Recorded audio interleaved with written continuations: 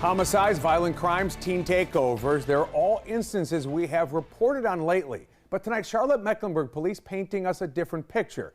Thanks for sticking with us. It's On Your Side tonight at 7:30. I'm Jamie Bold. And I'm Kim Anderson. CMPD shared its mid-year safety report today. Now that covers from January 1st through June 30th.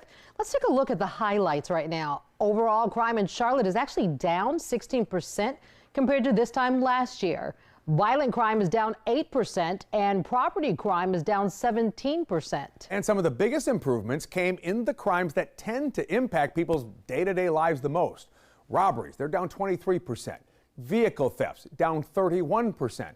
Larcenies from vehicles, those dropped 29%. And residential burglaries fell by a third. CMPD credits those improvements to targeted enforcement, proactive policing, and partnerships throughout the community. Now, these reductions just didn't happen by chance. They really reflect coordinated, proactive, precision policing because of the involvement of the community, being present, being visible, helping us out in every way that they can. Now, while this is all promising news, there was one major exception. You see the homicide numbers here. They're up slightly compared to this time last year. CMPD recorded 40 homicides through June 30th compared to 39 during the same period in 2025. It's not a huge increase, still an increase nonetheless. There is also an important detail behind today's report. These numbers only cover January through June. The report does not include the 5 homicides we've reported on so far this month. You see the list, including 2 from yesterday.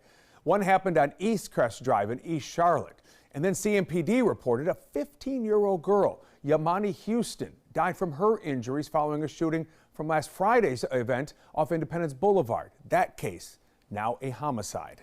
Oh, that's a young victim, only 15 years old. And it brings us to a major focus of today's briefing, and it's centered around young people. And here's, well, the numbers tell an interesting story. Our CMPD says crimes involving juveniles as suspects are down 15% overall.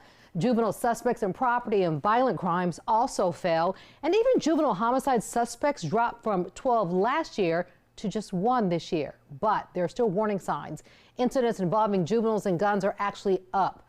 CMPD says juvenile suspects involved in assaults with guns increased 58% just this year.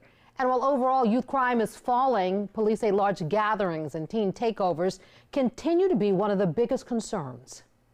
But we know that every June, when the school bell rings for the last time, Charlotte's youth are handed 2 things that they probably desire the most. That's freedom and that's time. And without the structure of the classroom, young people gain mobility. They also gain exposure to situations that can pull them off course. We have been reporting on teen takeovers in recent months, and CMPD says it is working to address it. Just yesterday, we told you Chief Estella Patterson is asking city leaders to move Charlotte's curfew to 9 p.m. This would come with some exceptions, things like work, organized events, having an adult present. That still has to, though, be approved by the city. This change or this proposal is not going to 100% prevent incidents. It's a tool that's going to help us moving forward. CMPD says keeping young people safe during the summer requires a balance between accountability and opportunity. And they say they recognize that teens need more safe spaces where they can be together. That's why the department says it's working with park and recreation, schools, and youth organizations throughout the city. Community leaders like Bishop Mary May are working on giving young people places to go. I was a former Division I basketball athlete, and we're trying to build a gymnasium to try to do some midnight leagues and some literacy programs, because a lot of this stuff is just not parenting, but it's mental health, and there's a lot of things that's just bigger than the city of Charlotte.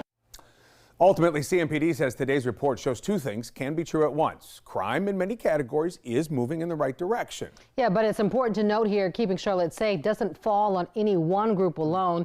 It takes enforcement, engagement, accountability, and the community working all together to ensure safety for us all. Yeah, still work to be done.